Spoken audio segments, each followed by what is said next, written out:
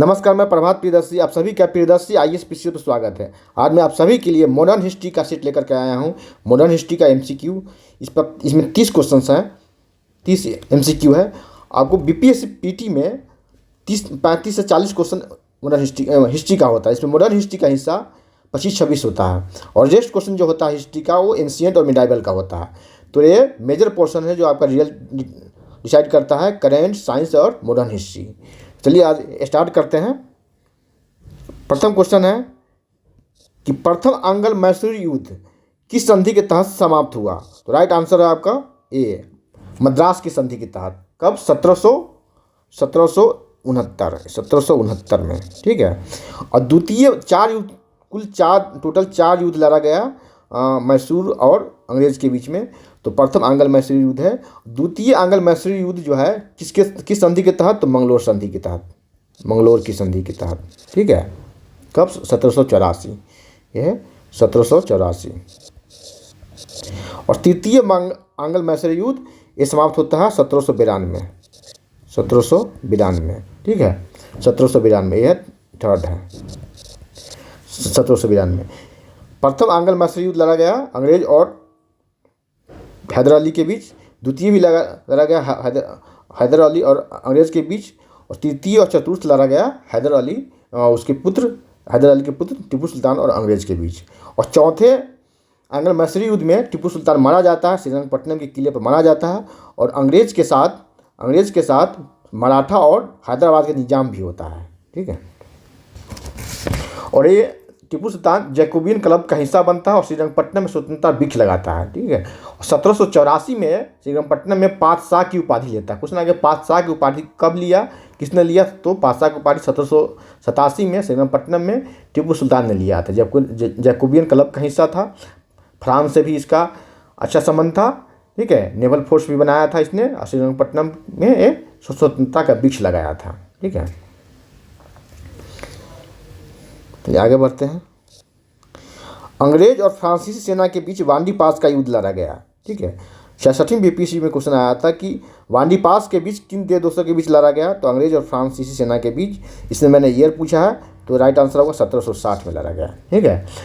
अंग्रेज की सेना का नेतृत्व कर रहा था आयरकूट और फ्रांसीसी सेना का नेतृत्व कर रहा था लाली। ठीक है। इसमें अंग्रेज का विजय होता है, फ्रांसीसी सेनाओं की हार होती है। आगे बढ़ते हैं। 3 नंबर देखें। अस्थाई बंदोबस्त किस गवर्नर जनरल ने लागू किया? राइट आंसर होगा कार्नवालिस। किसने? कार्नवालिस ने लागू किया। कब? 1793। ये 1793 में इसे कार्नवालिस ने लागू किया। ठीक है, 1793। ठीक है। इस पर कई क्वेश्चन आते हैं। अब आईएएस पीसीएस आईएएस में ढेर सारे क्वेश्चन इस पर आ चुके हैं। ठीक है। अस्थाई बंदोबस्त पर, अस्थाई बंदोबस्त 1793 में। और किस राज्यों में इसे लागू किया गया? पहले तो इसे बंगाल, बिहार, उड़ीसा, बंगाल, बिहार, उड़ीसा, बनारस और उत्तरी मद्रास के जिलों में, मद्रास के उत्तरी जिलों में इसे लागू किया गया। ठीक है। और इसमें क्या था? इसमें व्यवस्था था कि जमींदारों को भू राजस्व का 90% कंपनी को देना था और 10% अपने पास रखना था। 90% कंपनी को देना था और 10% अपने पास रखना था। ठीक है। कार्नवालिस ने लागू किया इसे। और क्वेश्चन आया कि अस्थाई बंदोबस्त को तो लागू करने का काम तो कार्नवालिस ने किया भारत में 1793 में, लेकिन अस्थाई बंदोबस्त की योजना किसने बनाई? इस तरह का क्वेश्चन बीपीएससी में फंसाता है। ठीक है। अस्थाई बंदोबस्त की योजना किसने बनाई? तो जॉन सॉर नामक व्यक्ति ने अस्थाई बंदोबस्त की योजना बनाई। जॉन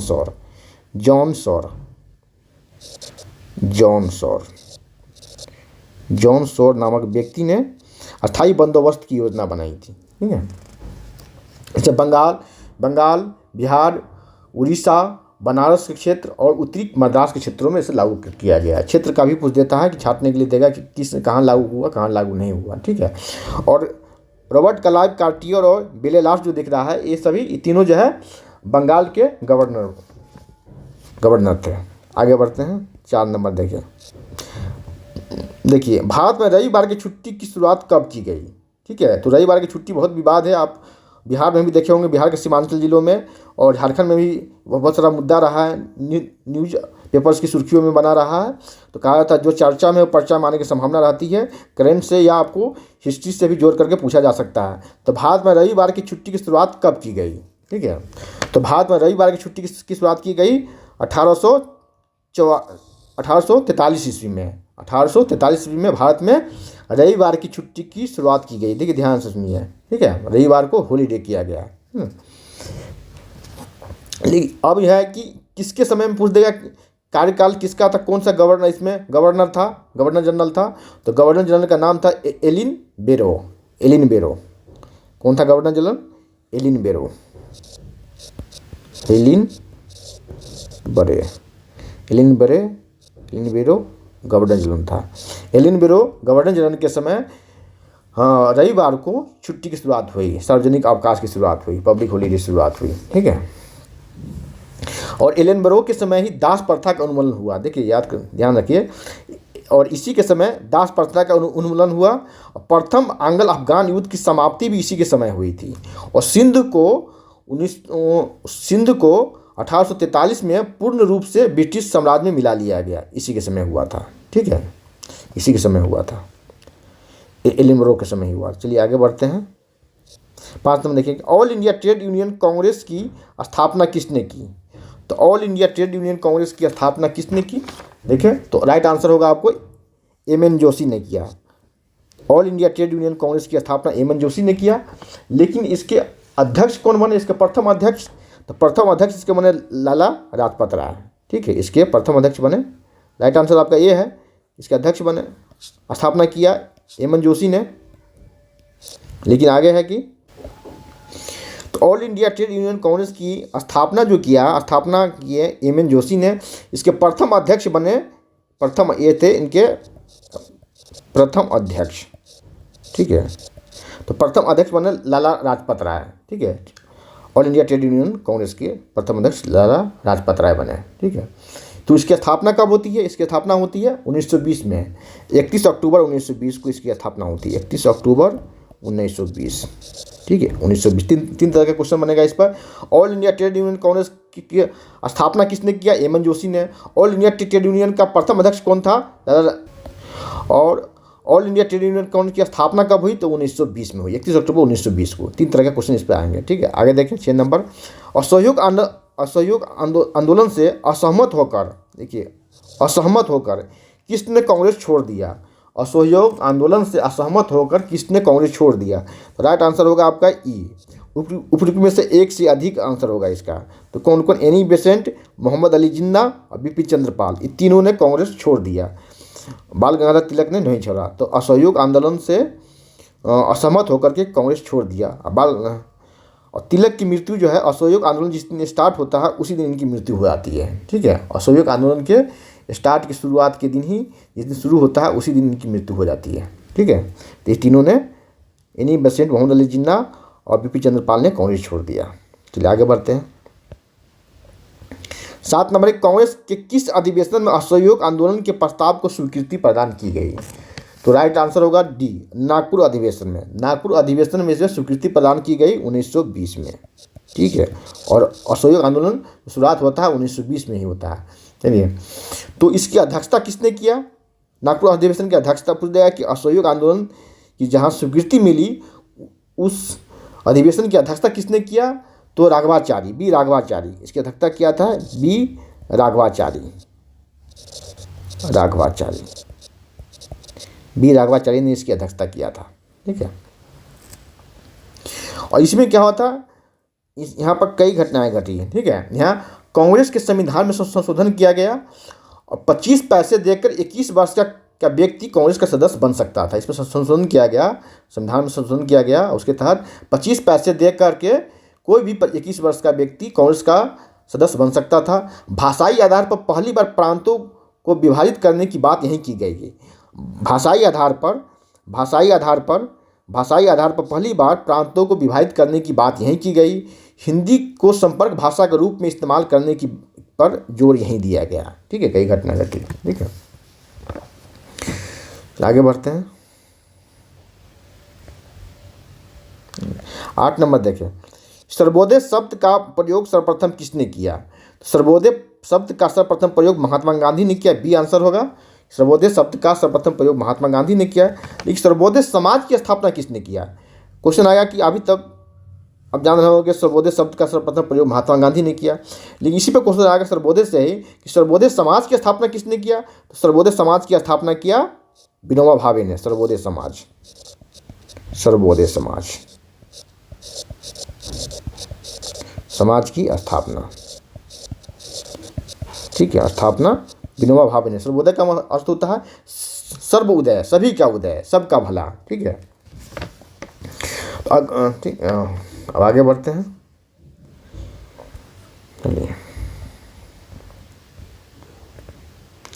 9 नंबर की, मुसलमानों के लिए पृथक राष्ट्र का विचार सर्वप्रथम किसने दिया था? ठीक है, इसे ध्यान से देखें, कई तरह का क्वेश्चन निकल आएगा।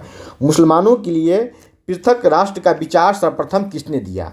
तो ऑप्शन में है मोहम्मद इकबाल, बी मोहम्मद अली जिन्ना, सी आगा खां, और डी है अब्दुल गफ्फार खां, और ई ऑप्शन है। तो राइट आंसर होगा इसका ए, ठीक है, ध्यान से देखें। मुसलमानों के लिए पृथक राष्ट्र का विचार सर्वप्रथम मोहम्मद इकबाल ने दिया था। 1930 में अधिवेशन होता है इलाहाबाद में। 1930 में इलाहाबाद में अधिवेशन होता है, ठीक है। इसमें मुस्लिम लीग का अधिवेशन, मुस्लिम लीग का 1930 में इलाहाबाद में अधिवेशन होता है, जिसकी अध्यक्षता मोहम्मद इकबाल करते हैं, ठीक है। एक कवि थे, लेखक भी थे, ठीक है। सारे जहाँ से अच्छा गुल सीता हमारा इसी ने लिखा है, ठीक है।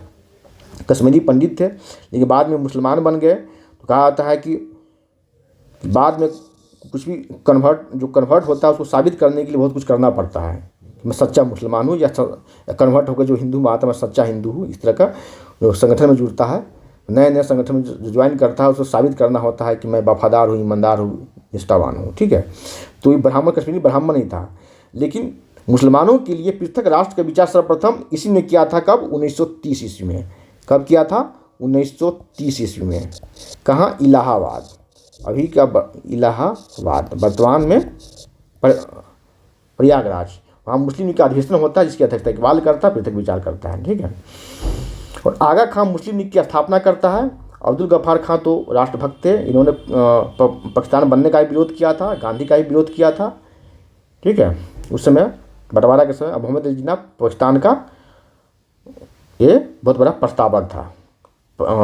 देश के बंटवारा में इसने बहुत बड़ी भूमिका निभाया था। चलिए इस पर आगे भी क्वेश्चन मिलेगा, आगे देखें। 10 नंबर के, मुसलमानों के लिए देखिए, मुसलमानों के लिए पृथक राज्य के लिए पाकिस्तान शब्द का सर्वप्रथम प्रयोग है। यहाँ है मुसलमानों के लिए पृथक राष्ट्र का, पृथक देश का, अलग देश का सर्वप्रथम विचार किसने किया? तो मोहम्मद इकबाल ने।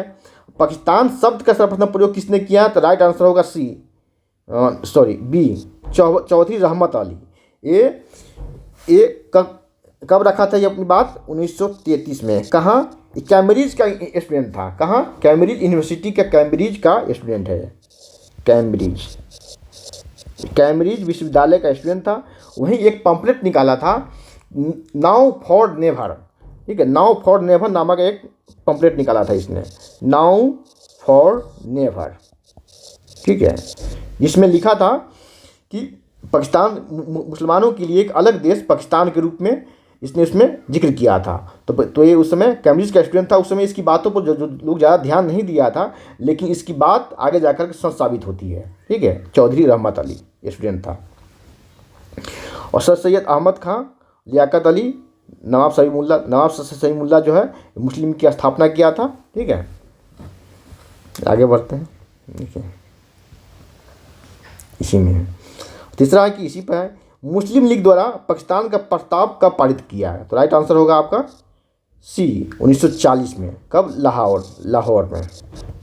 इसकी अध्यक्षता किसने किया था? जिन्ना। इस अधिवेशन की अध्यक्षता जिन्ना कर रहा था।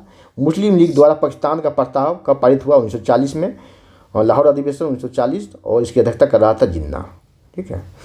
तो मुसलमानों के लिए पृथक राष्ट्र की मांग सर्वप्रथम किसने किया? किसका विचार था? इकबाल का, 1930 इलाहाबाद अधिवेशन। पाकिस्तान शब्द का प्रयोग सर्वप्रथम किसने किया? चौधरी रहमत अली, कैम्ब्रिज यूनिवर्सिटी का स्टूडेंट था, ठीक है। और पाकिस्तान, मुस्लिम लीग द्वारा पाकिस्तान पर प्रस्ताव कहाँ पारित किया गया? 1940 में लाहौर अधिवेशन।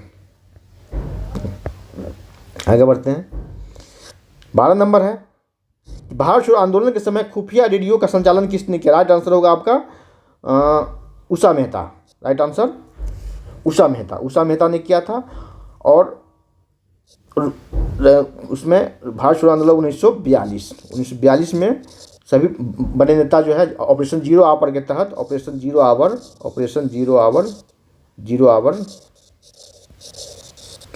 तक अरेस्ट हुआ थे 9 अगस्त को ही, ठीक है, 9 अगस्त को ही, ठीक है, उसी दिन स्टार्ट होता, सुबह में सभी की अरेस्टिंग हो आती है। लेकिन उषा मेहता जो है खुफिया रेडियो स्टेशन चलाती है, उषा मेहता, ठीक है। और लोहिया जी भी, राम मनोहर लोहिया जी भी अपना खुफिया रेडियो स्टेशन चलाते हैं। लेकिन ऑप्शन में उषा मेहता, तो राइट आंसर होगा उषा मेहता, ठीक है। सरोजिनी नायडू जो है महात्मा गांधी के साथ अरेस्ट हो गई थी 9 अगस्त को ही, ठीक है। 13 नंबर देखिए, किस गवर्नर जनरल ने तोपखाने के मुख्यालय को, देखिए तोपखाने के मुख्यालय को कलकत्ता से मेरठ स्थापित किया, तो राइट आंसर होगा ए बी, लॉर्ड डलहौजी ने उसका स्थापित किया, कब? 1856 में, ठीक है। लॉर्ड डलहौजी ने तोपखाने के मुख्यालय को कलकत्ता से मेरठ स्थापित किया, लॉर्ड डलहौजी ने 1856 में, ठीक है। 14 नंबर देखें, वर्ष 1916 में महिला विश्वविद्यालय की स्थापना कहाँ किया गया? राइट आंसर होगा पूना। कहाँ किया गया? पूना में किया गया, ठीक है, पूना में किया गया।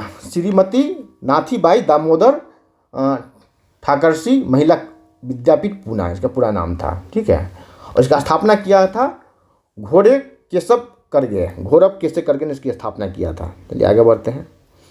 15 नंबर है कि कांग्रेस सोशलिस्ट पार्टी की बैठक सर्वप्रथम कहाँ हुई? सर्वप्रथम पटना में हुई। कहाँ? 1934 में पटना के अंजुमन इस्लामिया हॉल में इसकी प्रथम बैठक होती है। इसकी बैठक होती है पटना के अंजुमन इस्लामिया हॉल में, ठीक है। अंजुमन इस्लामिया हॉल 1934 में। इसमें आचार्य नरेंद्र देव इसके अध्यक्ष बनते हैं। आचार्य नरेंद्र देव क्या बनते हैं? नरेंद्र इसके अध्यक्ष बनते हैं। और जेपी जो है जयप्रकाश इनके सचिव बनते हैं, ठीक है। और इसमें कई सदस्य थे, मीनू मसानी, जयप्रकाश नारायण, इसमें कई और सदस्य शामिल, कर्पूरी ठाकुर, कई और इसमें सदस्य में शामिल हुए थे, ठीक है। 16 नंबर देखें, नवंबर 1935 में हाजीपुर में आयोजित तृतीय बिहार प्रांतीय किसान सम्मेलन की अध्यक्षता में आयोजित हुई। तो राइट आंसर होगा आपका जी, स्वामी शाहजानंद के नेतृत्व में इसकी अध्यक्षता हुई, ठीक है। आगे जाकर के 1936 में लखनऊ में अखिल भारतीय किसान सभा का गठन होता है, जिसके अध्यक्ष बनते शाहजानंद और प्रोफेसर एन जी रंगा उसके सचिव बनाए जाते हैं। और प्रोफेसर एन जी रंगा ऐसे किसान नेता थे जो गांधी के चंपारण सत्याग्रह का विरोध किया था, ठीक है। आगे बढ़ते हैं। 17 नंबर, 17 में महात्मा गांधी को कांग्रेस के किस अधिवेशन के लिए मात्र एक बार अध्यक्ष चुना गया? तो राइट आंसर होगा आपका बेलगांव। कब? 1924 में। 1924 में एक ही बार अध्यक्षता किया था उन्होंने। 18 नंबर है कि निम्नलिखित में से किस वर्ष में झारखंड का कोल विद्रोह हुआ था? तो राइट आंसर होगा आपका बी, 1920 से 1936 के बीच में कोल विद्रोह हुआ था। 1920 इसके नेता थे सुरगा एवं सिंह राय।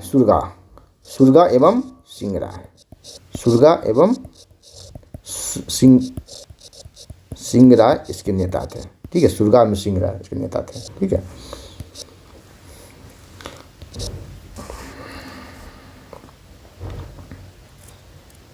जमीन का मुद्दा था। आदिवासियों से जमीन छीन के मुस्लिम और सिख किसको को प्रदान किया गया था, इसी के विरोध में ये आंदोलन चला था। देखिए आगे देखिए 19 नंबर, दीनबंधु मित्र द्वारा लिखित नील दर्पण एक क्या है? तो एक उपन्यास है। एक क्या है? एक उपन्यास है। कब? और इसमें क्या है, नील विद्रोह हुआ था पश्चिम बंगाल में 1960 ईस्वी में, और 1860 ईस्वी में, ठीक है। नील विद्रोह हुआ था, उसी के बारे में इसमें लिखा गया एक उपन्यास है, ठीक है। जब न नील की खेती करवाया जाता था, तो इस नील विद्रोह के नेता कौन थे? इसका नाम थे विष्णु विश्वास नामक व्यक्ति थे, जो इनके किसान के नेता थे, ठीक है। नील विद्रोह हुआ था 1860 ईस्वी में पश्चिम बंगाल में। 20 नंबर है, दादा भाई नौरोजी किस वर्ष ब्रिटिश हाउस ऑफ कॉमन्स के सदस्य बने? राइट आंसर होगा बी, 1892 में Dadabhai Naoroji British House of Commons के सदस्य बने, ठीक है। अब पूछ देगा किस पार्टी से, लेबर पार्टी से, लिबरल पार्टी से, तो थे लिबरल पार्टी से। किस पार्टी से? लिबरल पार्टी से, लिबरल पार्टी। ठीक है। पहली बार धन बहिर्गमन का सिद्धांत इन्होंने ही दिया था। इनकी एक पुस्तक है poverty and un British rule in India. ठीक है, उसी में इन्होंने धन बहिर्गमन का सिद्धांत दिया था कि भारत से धन कैसे अंग्रेज लेके जा रहा है। ठीक है, आगे बढ़ते हैं। 21 नंबर लखनऊ में सन 1857 की क्रांति का नेतृत्व किसने किया था? राइट आंसर होगा डी, हजरत महल ने किया था। किसने किया था? हजरत महल ने। अपने अल्पवयस्क पुत्र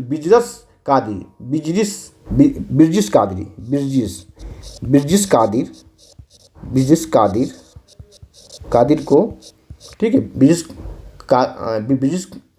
कादिर को शासक घोषित करके नेतृत्व अपने हाथ में ले लिया था और इन्होंने उस क्रांति का नेतृत्व किया था हजरत महल ने।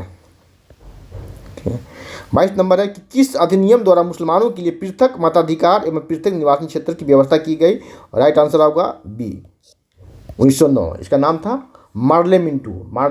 ठीक है, मार्ले मिंटू।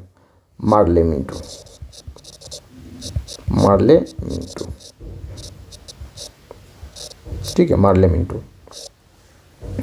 मार्ले जो है, मार्ले भारत सचिव था, ये था भारत सचिव। और मिंटो जो था ये वायसराय था, ठीक है। तो ये इसका प्रावधान क्या था? मुसलमानों के लिए पृथक निर्वाचन मंडल की व्यवस्था, और वहाँ मुसलमान को ही वोट देगा, ये व्यवस्था किया गया था। इसका शुरुआत में विरोध हुआ था, लेकिन 1916 के लखनऊ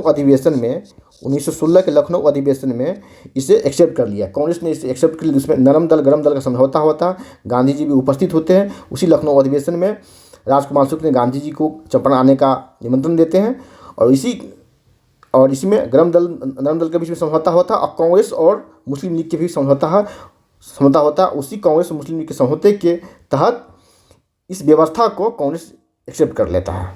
ठीक है, जो आगे जा कर के भारत के विभाजन के रूप में इसका परिणति होता है, दुष्परिणति होता है। चलिए, 23 नंबर है ब्रह्म समाज की स्थापना किसके द्वारा किया गया है? ब्रह्म समाज की स्थापना, तो राइट आंसर होगा आपका ब्रह्म समाज की स्थापना राजा राम मोहन राय कब किया था?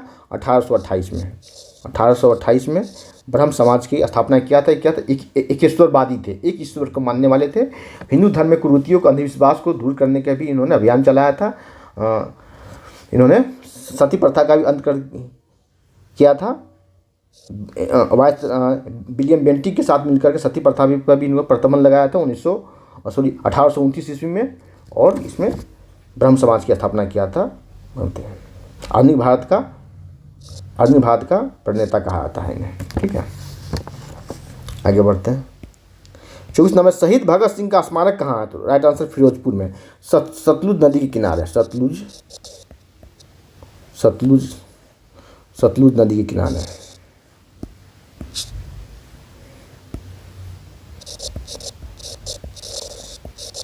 सतलुज नदी के किनारे भगत सिंह का स्मारक फिरोजपुर में, पंजाब में है। ठीक है। 23 मार्च 1931 को फांसी दी जाती है। 23 मार्च 1931 को तो वहीं इनका स्मारक बनाया गया है फिरोजपुर में। ठीक है, फिरोजपुर में। चलिए आगे बढ़ते हैं। सांडर्स हत्याकांड में इनको फांसी हुई थी, और वहीं इनका स्मारक बनाया गया फिरोजपुर में।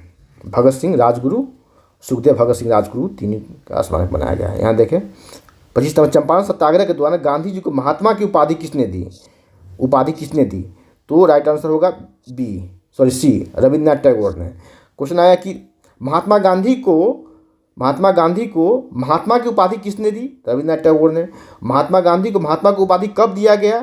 किस सत्याग्रह या आंदोलन की वजह से दिया गया? तो चंपारण सत्याग्रह की वजह से इनको दिया गया। चंपारण सत्याग्रह गांधी जी का भारत में प्रथम सत्याग्रह था, लेकिन ओवरऑल देखा जाए समग्र रूप से तो गांधी जी का प्रथम सत्याग्रह दक्षिण अफ्रीका में था। तो गांधी जी को इन्होंने कहा महात्मा की उपाधि दिया था। ठीक है। अब बदले भी में गांधी जी किसी का उधार नहीं रखते थे, तो गांधी जी बदले में इन्हें गुरुदेव की उपाधि दिया था। ठीक है। 26 नंबर है दांडी मार्च में महात्मा गांधी के साथ विदेशी पत्रकार कौन था? तो राइट आंसर होगा वेब मिलर था। कौन था? Web Miller. ठीक है, एक कहाँ का था? अमेरिकी था, अमेरिकी पत्रकार था। ठीक है, और 1942 में ये थे लुई फिशर जो है 1942 में गांधी जी के साथ थे। ये भी अमेरिकी हैं, दोनों अमेरिकी पत्रकार। ठीक है, भारतीय आंदोलन के समर्थक, गांधी जी के समर्थक। ठीक है, गांधी जी के मित्र भी थे। ठीक है, 27 नंबर है, लोकनायक नाम से किसे जाना जाता है? तो लोकनायक नाम से जाना जाते हैं जयप्रकाश नारायण। ठीक है, और कर्पूरी ठाकुर जननायक, जननायक, जननायक और लोकनायक जयप्रकाश के नाम से जाना जाता है। महात्मा गांधी के कई नाम है, बापू हैं। ठीक है, राष्ट्रपिता हैं, कई नामों से इन्हें जाना जाता है। चलिए आगे बढ़ते हैं। महात्मा के नाम से भी जाना जाता है। और 28 नंबर, महात्मा गांधी को वन मैन बाउंड्री कहकर किसने संबोधित किया था? महात्मा गांधी को वन मैन बाउंड्री करके किसने संबोधित किया? तो राइट आंसर होगा आपका, राइट आंसर होगा आपका 28 ई। किसने किया था? तो माउंट बेटन ने किया था। Right answer Mountbatten, Mountbatten, Mountbatten ने इनका नहीं किया था। ठीक है, माउंट बेटन। अब आइए देखें, और माउंट बेटन जो है भारत का अंतिम वायसराय और स्वतंत्र भारत का प्रथम गवर्नर जनरल, स्वतंत्र भारत के प्रथम भारतीय गवर्नर जनरल तो सी राजगोपालाचारी। ठीक है, आगे देखते हैं। यही ने अपना योजना प्रस्तुत किया था 3 जून 1947 को, विभाजन वाली योजना। ठीक है, आगे देखें 29 नंबर, 1875 में स्वामी दयानंद सरस्वती ने आर्य समाज की स्थापना कहाँ की? राइट आंसर होगा मुंबई में। कहाँ किया था? स्थापना मुंबई में किया था, लेकिन 2 वर्षों बाद 1977 में, 2 वर्षों बाद 1877 में 77 में इनका मुख्यालय हुआ आता है लाहौर, हेडक्वार्टर लाहौर हुआ आता है, हेडक्वार्टर लाहौर चला जाता है। ठीक है, लाहौर। दयानंद सरस्वती 18 पर आर्य समाज की स्थापना किया।